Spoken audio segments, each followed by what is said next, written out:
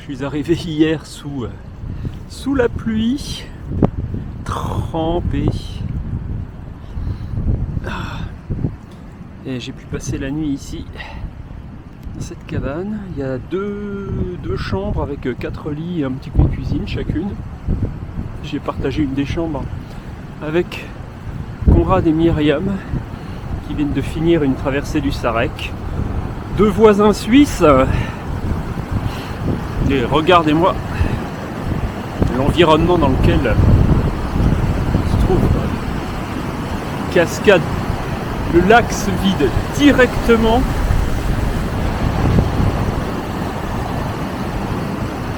en cascade bouillonnante ici. Je vais vous en prendre plus d'images.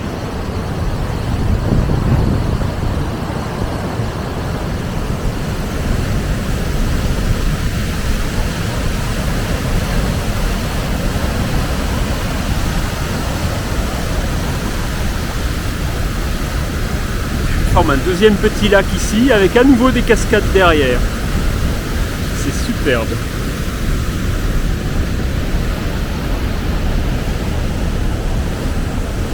Allez, il va être temps de me mettre en route. Il va être 6h.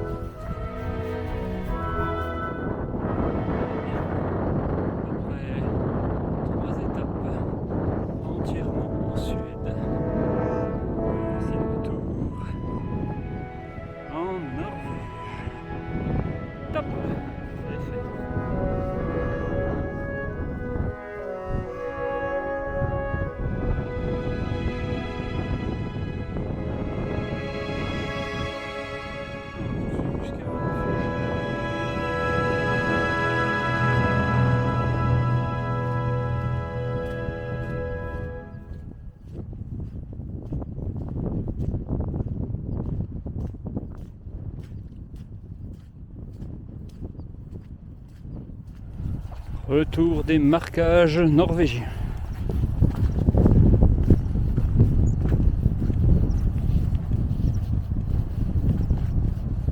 Je renoue avec les traversées de rivière.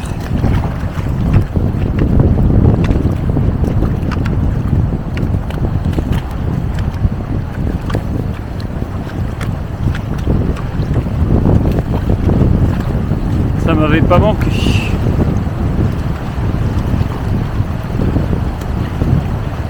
C'était la plus longue. Comme elle descend droit du glacier. Ouh, fraîche. J'ai du mal à sentir le bout de mes pieds. Oh tchou. Bon allez, par comparaison, ce marigot va me sembler chaud.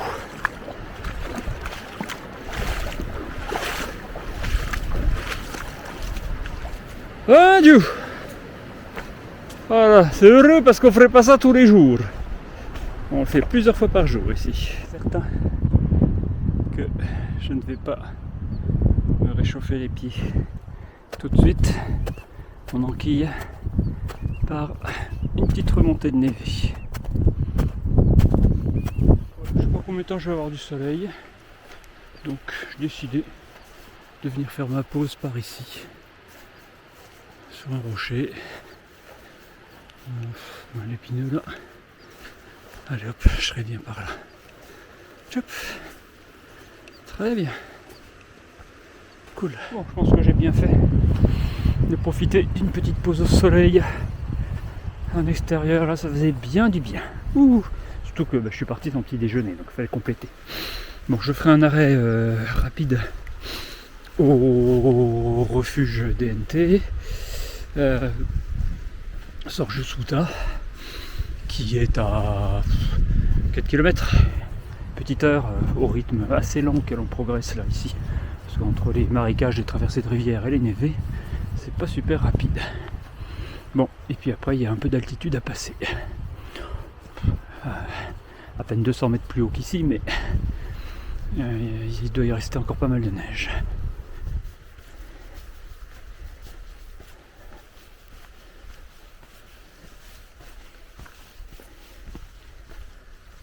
Commence à pleuvoir.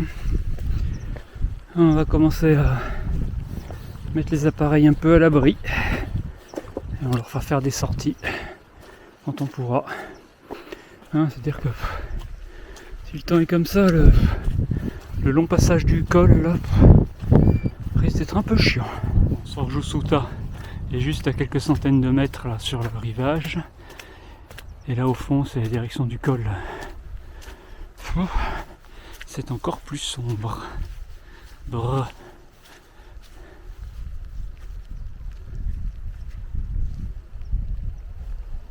Je vais m'arriver dessus dans quelques secondes, minutes tout au plus. J'arrive à Sorge-Souta, au bord de son lac un peu turquoise. C'est joli. Très très très joli. Bon, je crois que je vais m'y arrêter le temps de laisser passer, de voir que ce qui arrive, si cette averse dure ou pas. Parce que poursuivre là comme ça directement comme ça dans le col, ça me branche pas. Et puis j'ai le temps aujourd'hui. Bon, je voulais passer rapidement, je voulais pas m'arrêter longtemps, mais ça douche dehors. Le col est là-bas bien sous la pluie. Donc je suis là, ça fait partie des circonstances dans lesquelles je suis heureux de faire une pause prolongée pendant que ça flotte. Je m'en fous, j'ai pas d'horaire pour Sulitielma, j'ai encore un jour de bouffe. Voilà, j'attends le nombre d'heures qu'il faut pour faire les 15 km qui restent direction Sulitielma. Et tout de suite, j'ai mis chauffer la boisson. Ouh, c'était bien la peine de me lever à 5h du mat. Il est 11h30, j'ai à peine fait 10 km. J'ai laissé passer la pluie dans le refuge. Qu'est-ce que j'étais bien. Il y avait un fauteuil. Bon Dieu, qu'est-ce que j'étais bien dedans, les jambes allongées. Je me suis endormi. Il y avait un grand soleil quand je me suis réveillé. C'est très bien. Voilà, c'est que j'en avais besoin. Allez, me voilà reparti. Je vais essayer de passer le col avec un pas trop mauvais temps. Et direction Sulitielma, peut-être en une seule traite. Ouais. Dans le refuge, il était écrit qu'ils avaient mis en place de nouveaux ponts on comprend pourquoi.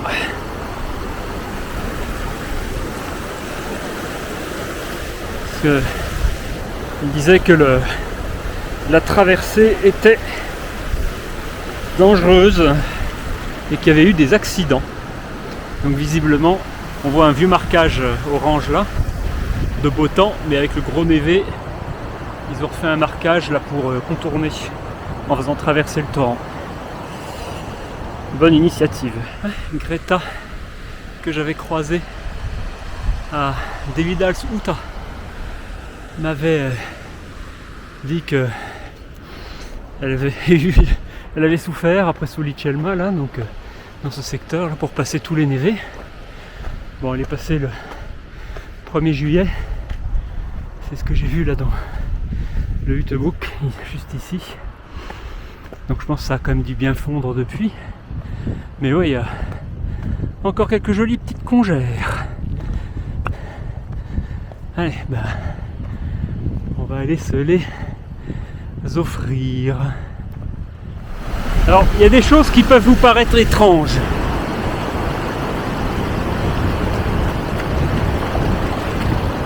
C'est de voir un pont comme ça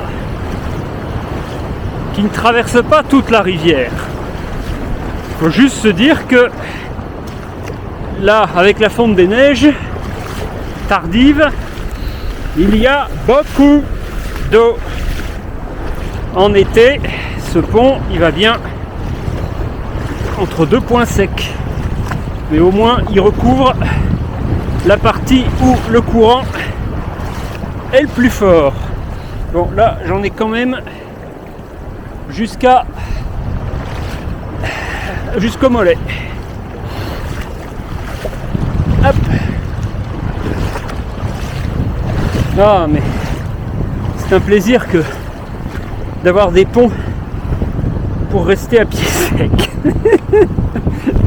Bon, allez, je garde la caméra parce que là, il faut que j'escalade. Je la range.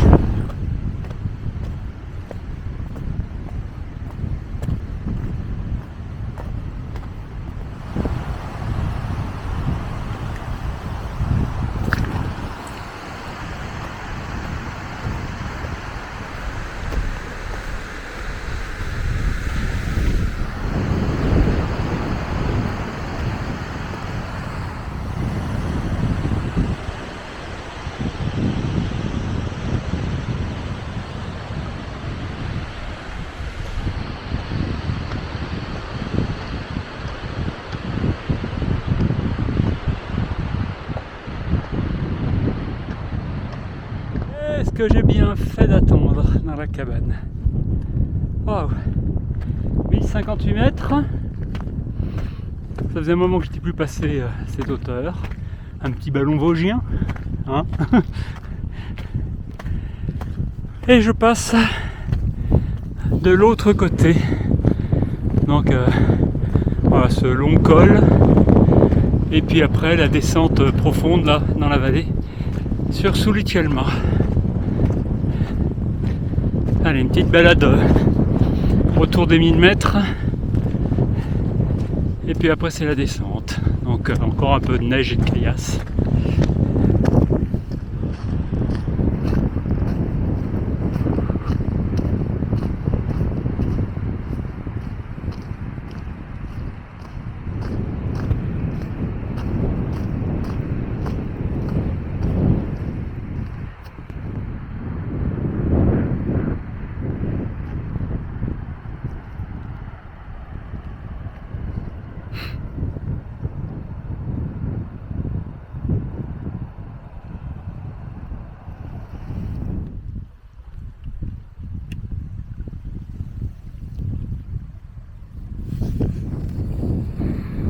La perspective peut être trompeuse, mais vu de là, cette congère a l'air raide.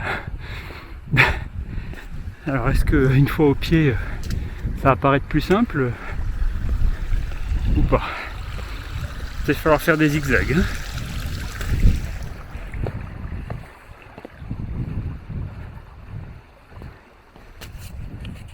Confirme. J'ai préféré l'arrondir un peu. C'est plus confortable maintenant, comme ça. Youh. Ouh, ça souffle. Allez, fin du long col. En fait, c'est 2 cols successifs, mais séparés par un creux pas bien profond. Et là maintenant, on va descendre de 200 mètres, bouger, et puis descendre encore, et descendre encore.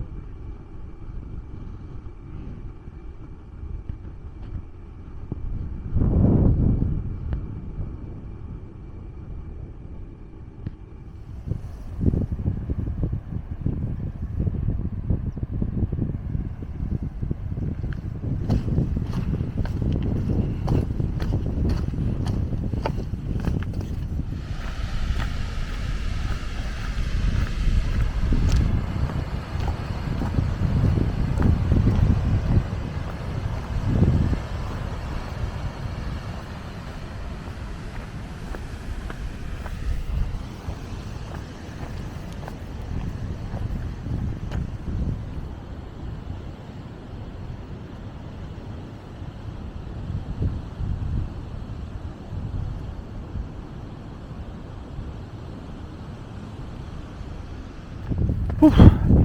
Ah, comme je descends maintenant côté Sulitelma, ça y est, j'ai eu du signal. À Sulitelma, je serai un peu sous les 30 km. J'ai 2 options, je ravitaille, je poursuis et roule cocotte. J'ai l'option, je me repose un peu, du besoin, vous me permettez. J'ai très envie d'une chambre, d'une douche chaude, s'il vous plaît, de faire un peu de lessive et de m'affaisser sur un lit. Un dieu. Bon, voilà, c'est en plus la mettre comme vu le temps.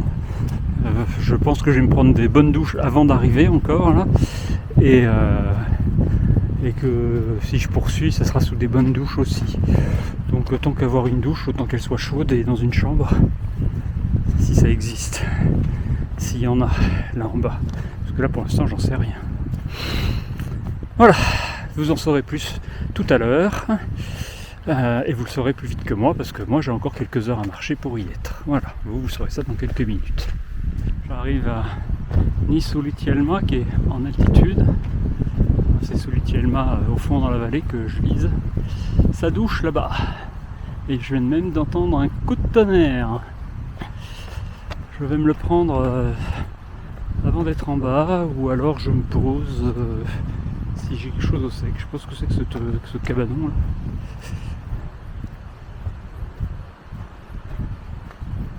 Je reçois quelques gouttes. Là-bas devant ça vient de saucer. Et juste derrière il y a du soleil. Ah, si c'est ça, je suis vénard. Hein. Vraiment, j'ai cru que c'était pour moi. Je pense que ça va être pour moi quand même, mais parce que je vois pas tout. Allez, je descends. La piste fait des grands lacets, mais mon chemin coupe tout ça. Wow. Ah, on voit pas la profondeur de la vallée, mais depuis le col là-haut, j'ai 850 mètres à presque 900 mètres à descendre. J'en suis qu'au début. Une ancienne galerie de mines. C'est des blés. J'ai été super chanceux. Hein. L'orage m'a frôlé. C'est devenu noir, coup de tonnerre. Et il est passé juste là devant moi pour s'enfuir dans la montagne là-bas. Puis là maintenant, je suis sous un gros soleil et je descends. Vous l'entendez ?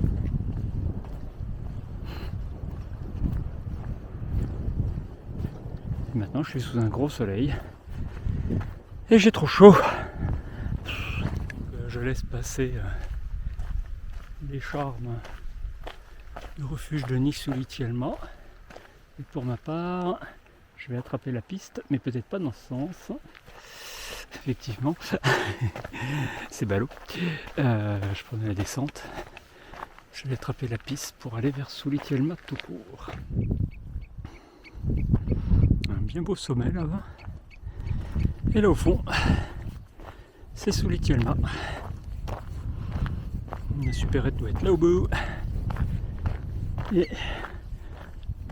il y a un camping qui doit être par là-bas. Ça me rajoutera quelques kilomètres. Et en plus c'est sur le chemin, donc ça sera pas trop mal. J'ai manqué ce chemin dans le virage précédent. Je me suis un peu rallongé la route. J'ai suivi la route. Un peu court. On va poursuivre par là. On met les cascades en cage. On enferme les cascades dans des cages ici.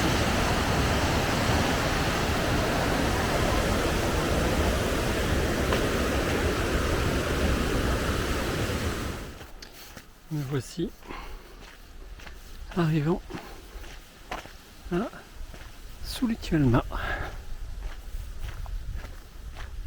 Visiblement ancienne ville minière.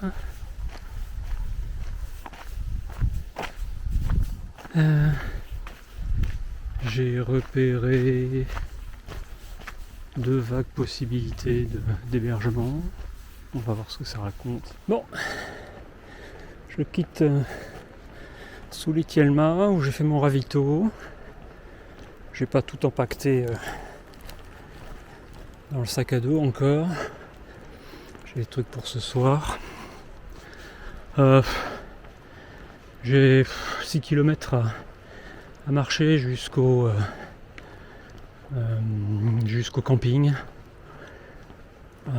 Donc je vais voir là-bas quel genre de place je peux avoir. Si je peux avoir un bungalow, un truc que je prends, ça me fera du bien. Ça me fera 6 km de plus au compteur. Ça mettra le compteur à 33 ou 34. S'il ne sera pas déshonorant. Ça fera un petit jour zéro. Selon l'échelle de la carte, j'avais un chemin ou pas qui menait au Tourist Center. Donc j'ai bien un sentier. Ça va être quand même plus agréable que la route. Même beaucoup plus sympa.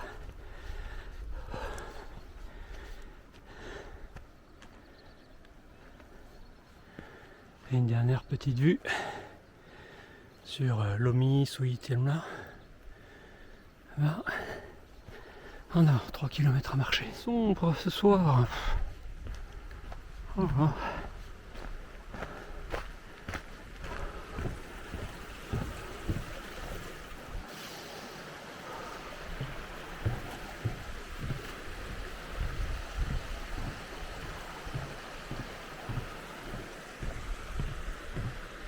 La fatigue, j'ai suivi le chemin évident. Ben non, c'était le chemin pas évident. Ouf. 400 mètres aller-retour. Oh. Mon petit chemin. Je crois que c'était une piste. J'ai devenu un sentier. Je me suis trompé de chemin. Puis j'ai repris le bon chemin. Puis il devait y avoir un pont. Puis le pont il n'existe plus depuis longtemps. J'ai réussi à traverser bon, un truc. Puis j'ai joué au sanglier. Je trouvais plus le chemin. J'ai fini par trouver le chemin. J'ai fini par retrouver une piste qui m'a ramené sur la route. J'aurais mieux fait de tout faire par la route dès le début. Je me suis rajouté 2 km pour rien. Bon, allez, je vais arriver en espérant que je vais me trouver une place. Quelque chose de sympa. Voilà. Puis sinon, je plante la tente et basta. Voilà, voilà. Ouais, ben au Sulitelma Tourist Center, je viens de louer une cabine. Ça vaut pratiquement un chalet DNT, mais individuel. Avec il y a tout. Il y a tout, il y a tout, il y a tout, il y a tout. Il y a absolument tout. Salle de bain. Et le summum, un sèche-linge. Voilà. Toute la lessive faite à la main, et même les chaussures. Tout est asséché là-dedans. Elle est pas belle la vie. Donc maintenant il n'y a plus qu'à dîner. Il n'y a plus qu'à dîner et faire dodo. Et actualiser tous les posts Instagram. Ah là là. Elle est dure la vie de randonneur.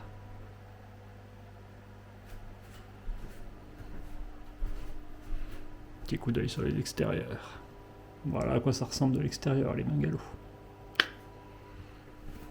Bonne nuit.